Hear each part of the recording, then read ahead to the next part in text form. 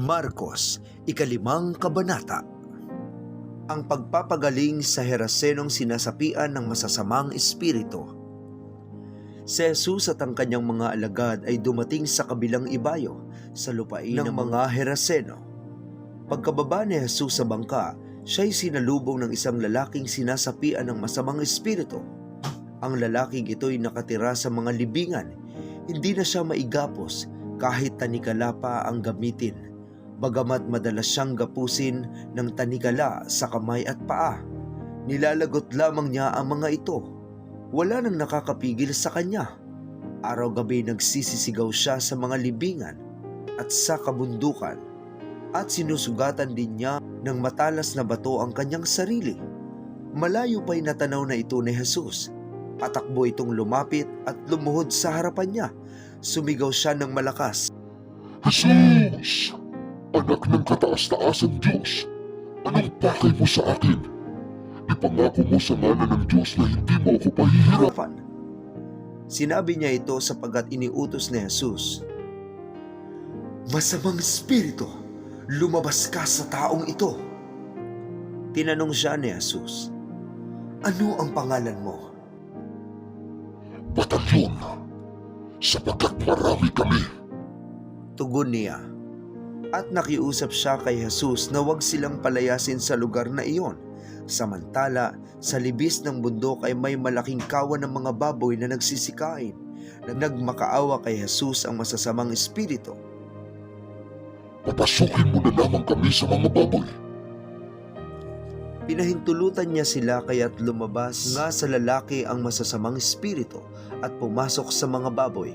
Ang kawan na may 2,000 ay nagtakbuhan sa gilid ng matarik na bangin hanggang sa nahulog ang mga ito sa lawa at nalunod.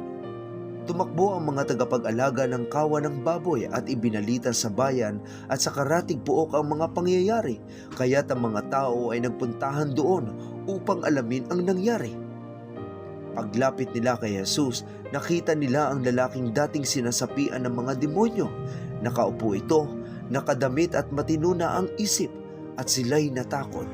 Isinalaysay sa kanila ng mga nakakita ang nangyari sa dating sinasapian ng demonyo at sa mga baboy. Dahil dito, nakiusap ang mga tao kay Jesus na umalis siya sa kanilang lupain. Nang pasakay na si Jesus sa bangka, nakiusap ang dating sinasapian ng mga demonyo na siya'y isama niya. Ngunit hindi pumayag si Jesus. Sa halip ay sinabi niya sa lalaki, umuwi ka na at sabihin mo sa iyong mga kamag-anak ang lahat ng ginawa sa iyo ng Panginoon at kung paano siya nahabag sa iyo. Umalis ang lalaki at ipinamalita sa buong Decapolis ang ginawa sa kanya ni Jesus at namangha ang lahat ng nakarinig noon. Ang anak ni Jairo at ang babaeng dinudugo. Si Jesus ay sumakay sa bangka at bumalik sa kabilang ibayo. Nasa baybayin pa lamang siya ng lawa ay dinumog na siya ng napakaraming tao. Naroon din ang isang tagapamahala ng sinagoga na ang pangalan ay Jairo. Pagkakita kay Jesus, siya'y lumuhod sa paanan nito at nagmakaawa.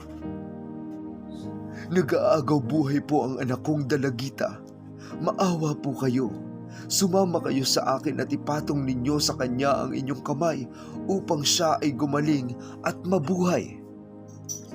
Sumama naman si Jesus, ngunit sumunod din sa kanya ang napakaraming tao kaya't halos maipit na siya. Kasama rin doon ang isang babaeng 12 taon nang dinudugo. Hirap na siya sa sakit na iyon. At marami ng doktor ang sumuri sa kanya. Naubos na ang kanyang ari-arian sa pagpapagamot ngunit hindi pa rin siya gumagaling.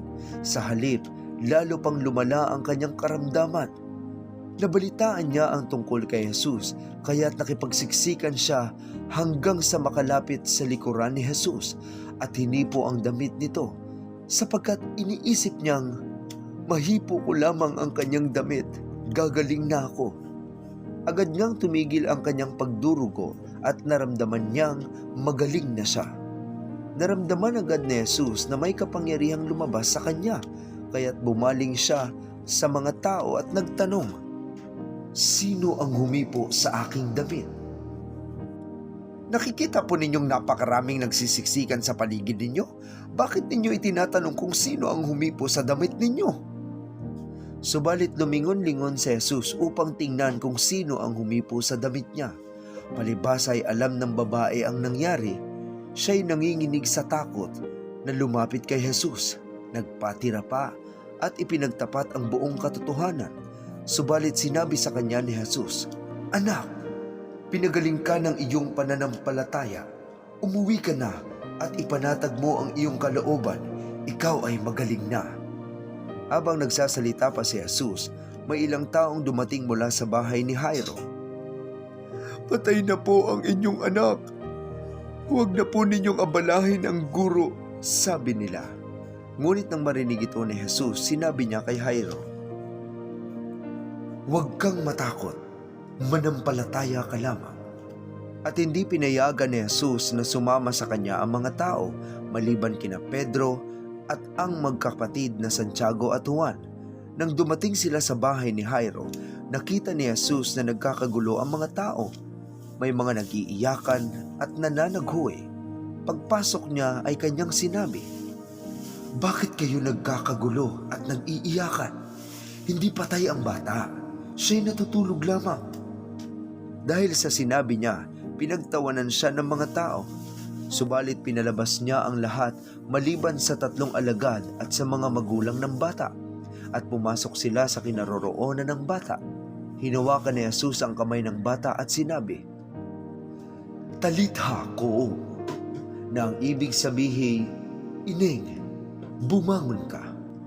Noon di bumangon ang bata at lumakad, at labis na namangha ang lahat. Ang batang ito'y 12 taong gulang na. Mahigpit na ipinagbili ni Jesus na huwag nilang sasabihin kanino man ang nangyari. Pagkatapos, iniutos niyang bigyan ng makakain ang bata.